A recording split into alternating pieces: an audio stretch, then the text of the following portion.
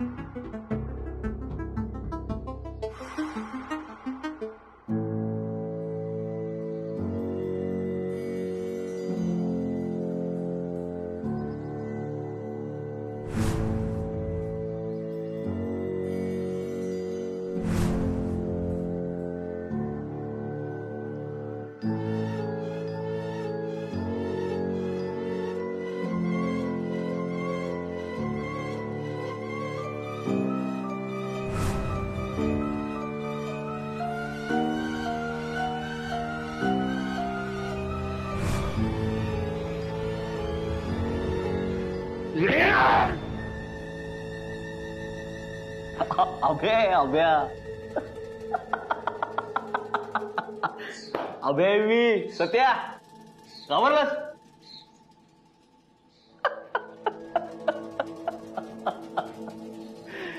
अरे बापरे हसतो काय रे? घाबरलो मी. तू पडला सत्या. अरे तुझ्यावर कोणाची हल्ला करण्याची हिंमत तरी आहे का? फार फार तर तुला कोणीतरी घाबरू शकतो. मी घाबरलो तसा तर मी केलं तसं. वेडा आहे का रे तू? काय करतो? चहा ठेवतो. ठेव ना मला पण. ठेवतो ना बाबा. कमाल आहे, याच्यावर एवढा हल्ला झालाय तरी पण हा नॉर्मल कसा काय वागू शकतो? नक्कीच काहीतरी गडबड आहे.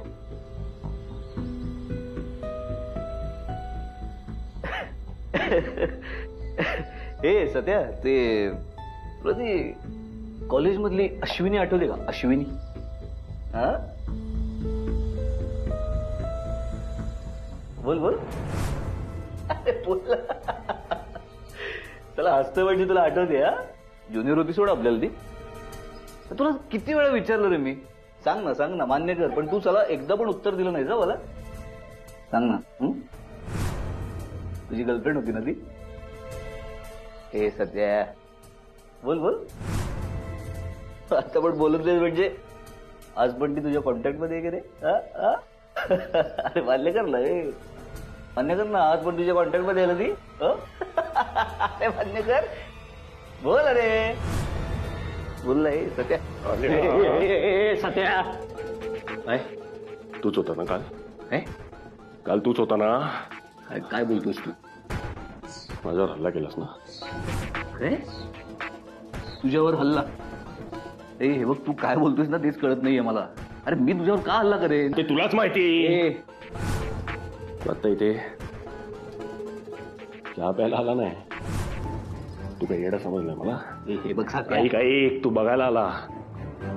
एवढा वार करून पण मी चालतोय कसा, फिरतोय कसा? हे बघ ऐक. तुला काय वाटलं मला कळणार नाही? हा मी ओळखतो तुला.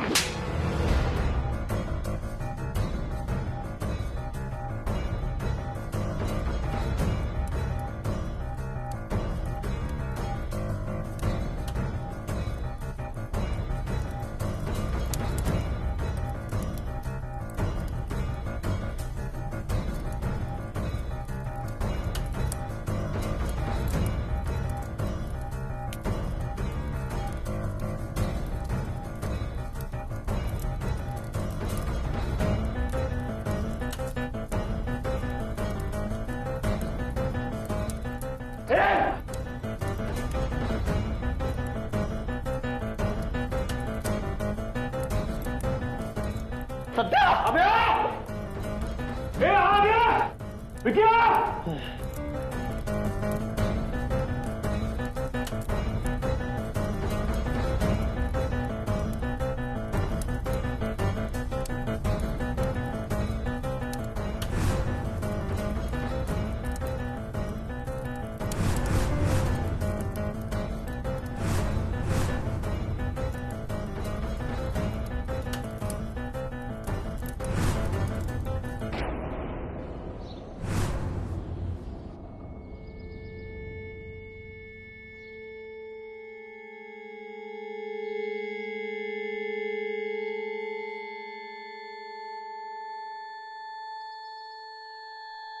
अरे माझ्या कर्मा, मी ठरवलं होता काय नाही तर हा काय होऊन बसलाय. अरे 4 पैसे कमवाय म्हणून मी इथे जंगलात येऊन राहिलो होतो तेव्हा मला मालकाने सांगितलं होतं हो ते इथं काय नुकसान झाला तर भरपाई तुला द्यायला लागणार. अरे पण आता मला वाटतं ते कापलं जरी कुणी तरी मी ही नुकसान भरपाई कशी करू.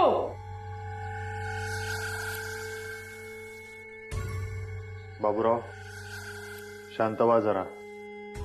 आता बोलून काही होणार आहे का? हे सगळं ना तुमच्यामुळे झालंय.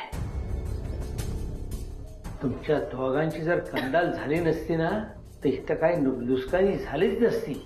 इथं आग पण लागली असती आणि मला नुकसान भरपाई द्यायला लागली असती. बाबूराव भाऊ, मान्य आहे आमच्यामुळे तुमचं खूप मोठं नुकसान झालंय, पण ह्या सगळ्या प्रॉब्लेमवर आपण शांतपणे बसून बोलूया. नाही कसं असतं, कुठल्याही प्रॉब्लेमवर शांतपणे बसून बोललं ना की मार्ग निघतो. आपण बोलूया. आमचा डिक्या म्हणतोय ना म्हणजे नक्की काहीतरी मार्ग निघेल. त्याने पण कुठेतरी पुस्तकात वाचलं असणार. तुम्ही सिरियसली बोलतोय? मी पण सिरियसलीच बोलतोय, नाही पण मस्करी करतोय. हा म्हणजे कसं असतं, ए अरे तर पुस्तक बंद कर, कामाचं बोल काय ते आता. मार्ग निघेल. तुम्हाला काय वाटलं हा जो काय तिथं सगळ्याचं काय कंदाल झालाय तो काय माझ्या एकट्याचाच आहे काय तुमच्या सगळ्यांचा आहे? मामा तू का मनाला लावून घेतोय? आता हे लोक भांडले का भांडले आपल्याला माहिती आहे का? तूच बघा आम्हाला म्हणतस ना की पोरांची जात कुंपणाची आत, तसंच आहे ते. यांना बोलून काय फायदा आहे का सांग मला. तू का म्हणून त्रास करून घ्यायलास? शांत राहा जरा. ताच म्हणतोय मी. आता हा तारा जो माना होतोय ना तो लवकरच तुम्हाला पण होणार आहे. नंतर बोललो का बाबूराव काय बोलला नाही म्हणून? बाबूराव, मी काय म्हणतो, काय बोलायचं नाही. मी कुणाचं ऐकणार पण नाही. आत्ताच्या आत्ता इथं निघा. निघा इथून.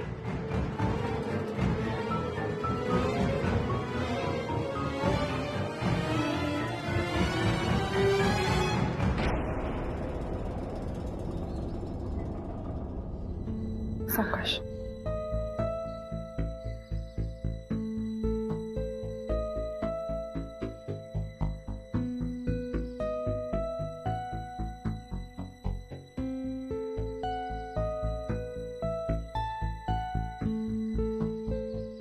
आमच्या गावाला एकदा खोपट्यात आग लागली होती आणि बघता बघता अशी वावरापर्यंत पोहोचली होती. कारखान्यात न्यायचा ऊस आहे ना डोळ्यांदकत खाक झाला होता. तर नशीब चांगलं होतं आपलं म्हणून थोडक्यात निभावलं. आता रिसॉर्ट आहे ना अख्खच. किचनचं केवढं नुकसान झालंय यार. नशीब आपण तिथे वेळेवर पोहोचलो. आग जर किचनच्या बाहेर आली असती ना तर आपण काही करू शकलो नसतो. एक तर इथे फोन बंद आहेत, फायर ब्रिगेडला पण बोलवू शकत नाही. तुमच्या भांडणामुळे आज काय घडणार होतं माहिती आहे का तुम्हाला? लहान मुलासारखे भांडत बसता तुम्ही. आपण कुठे आहोत, कुठल्या परिस्थितीमध्ये आहोत याचं भान असतं का तुम्हाला? हे मला काही हाऊस नाही उगाच कोणाशी भांडायची. पण माझ्यावर जर कोणी जीवघेणा हल्ला करणार असेल तर मी काय गप्प बसायचंय? ए आभ्या, अरे बोल ना. सध्या काय बोलायलाय? अभ्या, हे सांग ना, हे खरं आहे का? अभ्या, तू खरंच सत्याच्या बाबतीत असं काही केलंयस का? काय तुम्ही त्याचं ऐकताय? एक नंबरचा खोटारडा माणूस आहे तो. चांगला ओळखून आहे मी त्याला. स्वतःच्या अंगाशी आलं की दुसऱ्यावर ढकलून तरी कमवायचं. तो उगाचाच आरोप कशाला करेल? हो ना, या सगळ्यात त्याचा काय फायदा होणार आहे? म्हणजे तुमचा माझ्यावर विश्वास नाहीये असंच ना? अरे तू धडधडीत खोटं बोलतोय, कसा विश्वास ए, असेल? मी तुझ्याशी बोलत नाहीये. तुला मध्ये बोलायची काही गरज नाहीये. एक मिनिट.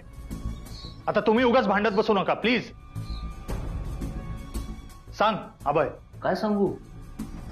तुमच्या बोलण्यावरून सरळ कळतंय की तुमचा माझ्यापेक्षा जास्त या सत्यावर, ज्याने एका एका प्रेग्नेंट मुलीवर हल्ला गेला त्याच्यावर जास्त विश्वास आहे तुमचा. तुला अर्ध्या गोष्टी माहित नाहीत ना, तर बोलू नको. थोबाड बंद ठेव, कळलं का?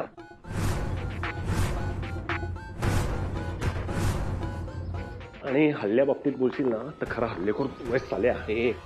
अंधाराचा फायदा घेऊन आलास आणि चाकूने वार केलास माझ्यावर. बघ.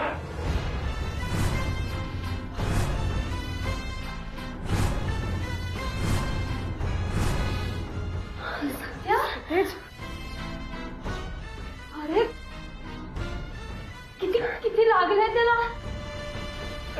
सत्यावर विश्वास ठेवायची काही गरज नाही. हा, एक नंबरचा खोटारडा आहे तो. आपला अभ्या परत आलाय ना, ते त्याला खपत नाहीये म्हणून असे खोटे आरोप करतोय तो त्याच्यावर. अरे त्यांनी माझ्यावर आणि बाळावर हल्ला करायचा प्रयत्न केला. तुम्ही कसा विश्वास ठेवू शकता त्याच्यावर? एक मिनिट. काय तुला या जखमेबद्दल काय बोलायचंय? हा, एक मिनिट. रोहिणी, मान्य आहे सत्या कधी कधी चूक करतो, पण ही एवढी मोठी जखम तो स्वतःला का करून घेईल? का दुसऱ्याला खोटं ठरवायचं असेल तो हेही करू शकतो. ए रोहिणी, तू आता काय पण बोलायलीस? काही चुकीचं बोलत नाहीये, पण तुम्हाला कोणाला तिचं ऐकून घ्यायचं नाहीये. अरे ऐकून घ्यायला पटेल असं काहीतरी बोललं पाहिजे ना. कसं बोलणार? मुळात तुम्हाला पटवूनच घ्यायचं नाहीये. या सत्याने जर रोहिणीवर हल्ला केला नसता ना, तर किचनमध्ये आमचं भांडणच झालं नसतं.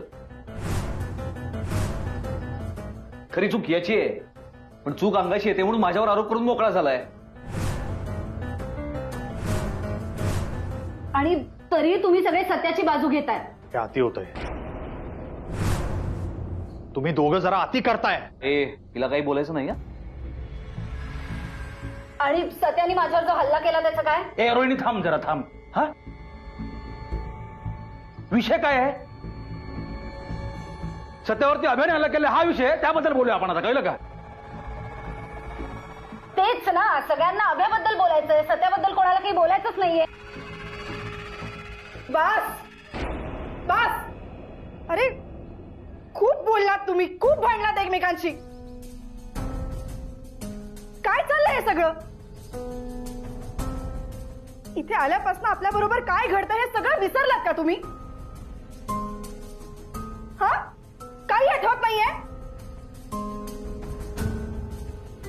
अभयनी सतेशवर हल्ला केला, सतेशने रोहिणीवर हल्ला केला. काय काय हे? आणि ना, यापुढे कुणालाही मारायचं असेल ना तर एकमेकांवरती हल्ला करण्याची काहीच गरज नाहीये, कारण आपण सगळे मरणार आहोत इथेच, एकमेकांच्या नजरेसमोर.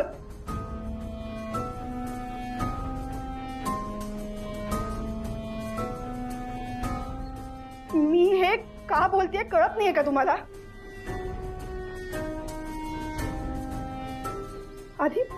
आधी मॅन्डी गेला, मग अनुवर, सतेशवर हल्ला झाला. आपण सगळे इथेच असताना काय करू शकलो आपण? हा, काही केलं नाही. तरी अजूनही आपले डोळे उघडत नाहीयेत का?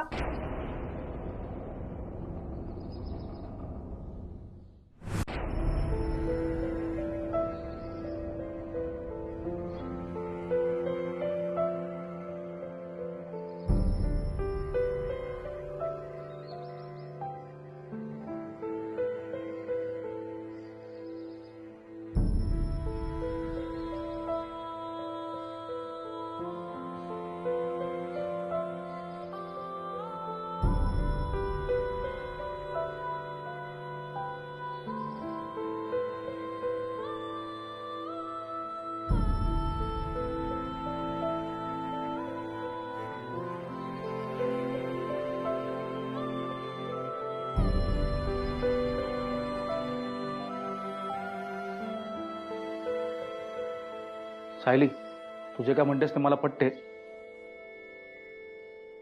इथं आपल्या बाबतीत जे काय घडतंय त्याचा आपण विचार केलाच पाहिजे, पण इथं आपल्याकडनं जे काय घडलंय याचा विचार नको करायला. म्हणजे रोहिणी मागाशी काय म्हणली? सत्याने हिच्यावरती हल्ला केला होता म्हणून. तो तेव्हाच म्हणला होता आपल्याला की तो हल्ला नसून तो तुला घाबरवला गेला होता. आता हल्ला करणं आणि घाबरवणं यात फरक आहे की नाही? तुम्ही जखम पाहिली का सत्याची? पाहिलं का तो घाव? त्यावरनं क्लिअरली कळतं या अभ्यानं त्याला मारण्याचा प्रयत्न केला, त्याच्यावरती वार केला. इथं जे काय घडणार ना आपल्याबद्दल ते घडायचं तर घडल, पण जर आपलीच माणसं आपल्या माणसाला मारायला गेली ना तर बोलायला नको. करेक्ट बोलतोय हळण्या. अभय, तुझ्याकडनं हे खरंच अपेक्षित नव्हतं. सत्याच्या बाबतीत तू असं वागायला नको होतंस. हो ना अभ्या, तू इथे नव्हतास तेव्हा आमच्यात खूप वेळा भांडणं झाली, मारामारीची वेळ सुद्धा आली, पण कधीच कोणी कोणाचा जीव घ्यायचा प्रयत्न केला नव्हता. अभ्या यार, तू आता कधीच परत येणार नाही असंच वाटायला लागलं होतं आम्हाला. पण यार तू परत आलास आणि तुला असं सुखरूप बघून आम्ही खूप हॅपी होतो यार. पण सॉरी टू से दिस, तू जे सत्याबरोबर केलंयस ना ते करायला नको होतं. खूप डिस्गस्टिंग आहे यार हे सगळं. तेवढं सगळं सांगितलंच ना, तर मग मी काय करायला होतं ते पण सांगून टाक. सत्याने रोहिणीच्या बाबतीत जे केलं ते तुमच्या समोरच केलं ना. काय केलं तुम्ही? सांग ना, काय केलं तुम्ही? तुम्हाला एवढीच जर रोहिणीची काळजी असती ना तर आता तुम्ही सत्याची बाजू घेतली नसती. हे बघ अभ्या, तू पुन्हा एकदा नको त्या गोष्टीचा संबंध नको त्या गोष्टीशी जोडतोय. जोडणार. तुमच्यासाठी सत्या महत्वाचा आहे ना, तशी माझ्यासाठी रोहिणी महत्वाची आहे. आणि जर कुणी तिचा जीव घ्यायला बघत असेल ना तर मी गप्प नाही बसणार. ज्याला ज्या भाषेत कळतं त्याला त्या भाषेत धडा शिकवणार. ठीक आहे, एकदा कानफाटं नाव पडलं ना माणसाचं किंवा तो आयुष्यभर कानफाटत असतो. तसंही सगळ्यांसाठी मी गुन्हेगारच आहे, दोषी आहे, दोषीच राहणार मी. नाही नाही यार, दोष तुझ्या एकट्याचा नाहीच आहे, दोष सगळ्यांचाच आहे. हे आब्याला एवढं सांगून पण कळत नाहीये ना. तरी चूक तुझी नाही, चूक आमची आहे. ह्याला जेव्हा गाडला होता ना तिकडे ना 4-5 दगड टाकलेस ना अजून हे भार पण नसता. लांब राहायचं. आता जे काही आहे ना लांब ना बोलायचं. हे विक्या, तू आता मध्ये पडलास म्हणून तुला आधी सांगतो. माझ्या बाबतीत जर कोणी काही केलं ना तर मी एक वेळ सहन करेन, पण जर रोहिणी आणि बाळाच्या बाबतीत जर काही घडलं तर सगळ्यांसाठी हा अभ्या भारी पडेल, लक्षात ठेवायचं. अरे काय तुझा मागापासून चाललंय रे? रोहिणी रोहिणी रोहिणी. हा, जे काय ना ते आम्ही बघून घेऊ का आम्ही आणि रोहिणी. मागापासून झालंय तर रोहिणी रोहिणी म्हणजे काय? तू असं बोलतोस काय? तुझ्या नवऱ्याच्या पोराचा बापच आहे. हो, मी त्या बाळाचा बाप आहे. ते बाळ माझं आहे.